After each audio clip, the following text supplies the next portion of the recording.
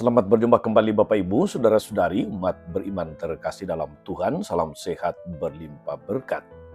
Kita memasuki pekan yang baru pada hari Senin tanggal 3 Maret 2025. Saya mengajak kita sekalian saudara-saudari merenungkan kutipan Injil Markus bab 10 ayat 17 sampai 27. Kita dengarkan sabda Tuhan. Dalam nama Bapa dan Putra dan Roh Kudus. Amin. Pada suatu hari, Yesus berangkat meneruskan perjalanannya. Maka datanglah seorang berlari-lari mendapatkan dia, dan sambil bertelut di hadapannya, dia bertanya, "Guru yang baik, apa yang harus kuperbuat untuk memperoleh hidup yang kekal?" Yesus berkata kepadanya, "Mengapa kau katakan aku baik? Tak seorang pun yang baik selain Allah. Engkau tentu mengetahui segala perintah Allah. Jangan membunuh, jangan berzina, jangan mencuri, jangan mengucapkan saksi dusta, dan jangan mengurangi hak orang. Hormatilah ayahmu dan ibumu." Kata orang itu kepada Yesus, "Guru, semua itu telah kuturuti sejak masa mudaku." Tapi Yesus memandang dia dan menaruh kasih kepadanya, lalu berkata kepadanya, "Hanya satu lagi kekuranganmu. Pergilah, jualah apa yang kau miliki, dan berikanlah itu kepada orang-orang miskin. Maka engkau akan memperoleh harta di sorga. Kemudian datanglah kemari dan ikutlah aku." Mendengar perkataan Yesus, orang itu menjadi kecewa. Dia lalu pergi dengan sedih, sebab banyaklah hartanya. Lalu Yesus memandang murid-muridnya di sekelilingnya, dan berkata kepada mereka, "Alangkah sukarnya orang yang beruang masuk ke dalam kerajaan Allah." Murid-murid itu tercengang mendengar perkataannya itu, tapi Yesus menyambung lagi, "Anak-anakku, alangkah sukarnya masuk ke dalam kerajaan Allah.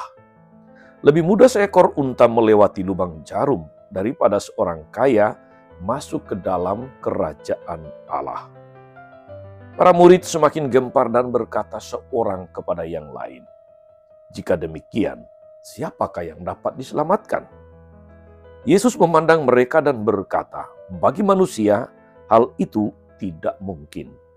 Tetapi bukan demikian bagi Allah.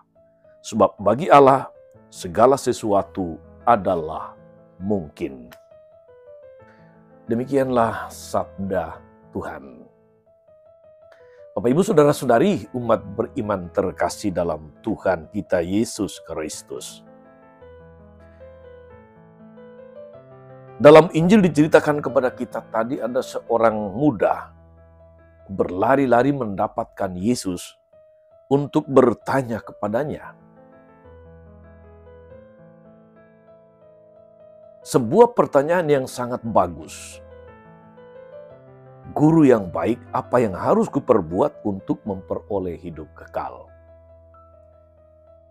Dengan berlari-lari datang kepada Yesus, dengan penuh antusias, dia tidak mau kehilangan kesempatan untuk berjumpa dengan Yesus, untuk berbincang dengan Yesus, untuk mendapatkan jawaban, barangkali peneguhan, barangkali penguatan dari Yesus tentang apa yang harus dia lakukan untuk memperoleh hidup yang kekal. Ketika datang, dia berlari-lari, itu menunjukkan semangat. Dia menunjukkan antusias.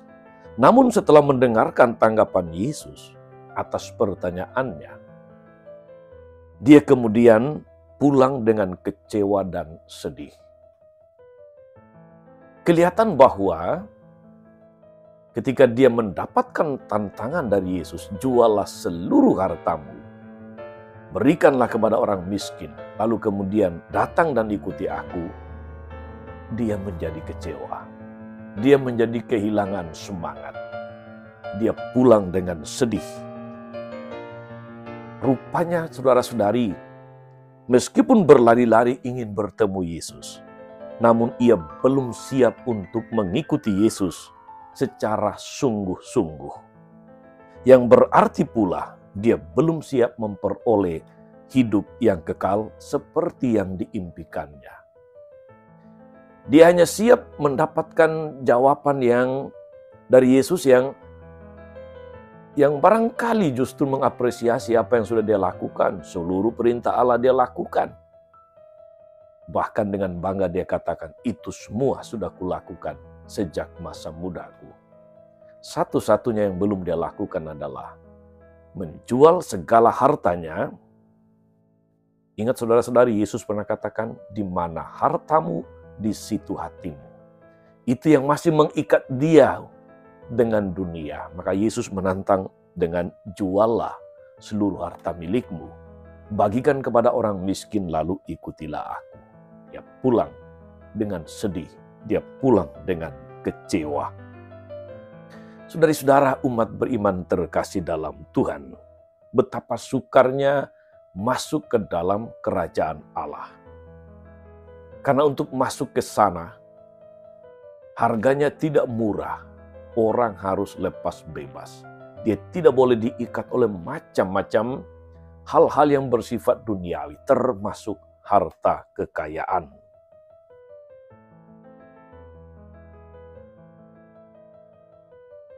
Gejala seperti ini, saudara-saudari, tentu saja juga dapat kita temui dalam hidup menggereja, di basis, di lingkungan, di kelompok-kelompok kategorial, di seksi-seksi dewan paroki, dan sebagainya.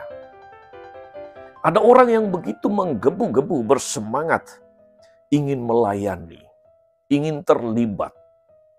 Namun setelah diberi tanggung jawab, atau bahkan ketika menghadapi sedikit tantangan, dia mundur pelan-pelan, atau bahkan mungkin menjadi kecewa.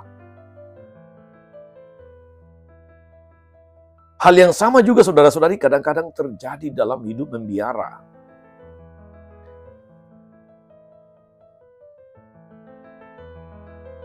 Ketika awal masuk, para calon biarawan, biarawati, para calon imam,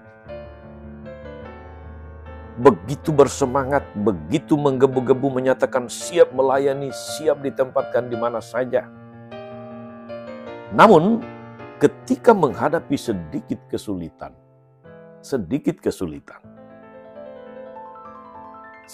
ujian, apalagi ketika ditempatkan di suatu unit tugas yang kurang disukainya, di tempat yang barangkali pelosok. Bukan tidak mungkin saudara-saudari, dia lalu menjadi kecewa. Lalu kemudian mengatakan, ini bukan panggilan saya. Lalu mengundurkan diri secara teratur. Atau bahkan mundur tanpa berita. Dia kecewa karena yang dia harapkan tidak sesuai dengan apa yang dia inginkan, apa yang dia kehendaki. Saudari-saudara umat beriman terkasih dalam Tuhan. Firman Tuhan ini meneguhkan kita bahwa mengikuti Yesus itu bukanlah sesuatu yang main-main. Mengikuti Yesus itu bukan main. Karena dia menuntut kita dengan macam-macam tuntutan yang radikal. Siap mengikuti Yesus, siap menyambut hidup kekal, itu berarti siap meninggalkan segala sesuatu. Siap untuk tidak terikat dengan apapun yang bersifat duniawi. Kalau tidak saudara-saudari, kita akan seperti orang kaya tadi yang pulang dengan sedih, pulang dengan kecewa karena hartanya banyak. Semoga saudara-saudari tantangan hidup beriman kita sambut, kita terima dengan penuh kematangan iman, sehingga ujian, tantangan, kesulitan yang datang dalam pelayanan, dalam hidup bersama sebagai umat beriman, tidak membuat kita kemudian mutung, tidak membuat kita kemudian kecewa, tidak membuat kita kemudian mundur dari tugas panggilan. Tetap sehat, tetap semangat, berbakti melayani Tuhan. Tuhan Yesus memberkati kita semua. Amin. Tuhan Yesus Kristus, kami bersyukur karena firman-Mu senantiasa menjadi pedoman bagi hidup kami. Semoga setelah mendengarkan inspirasi firman-Mu hari ini, kami dimampukan untuk mengikuti panggilan-Mu dengan setia.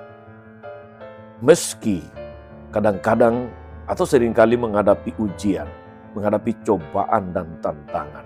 Semoga kami tidak mundur, tidak kecewa, tapi terus maju bersama-Mu.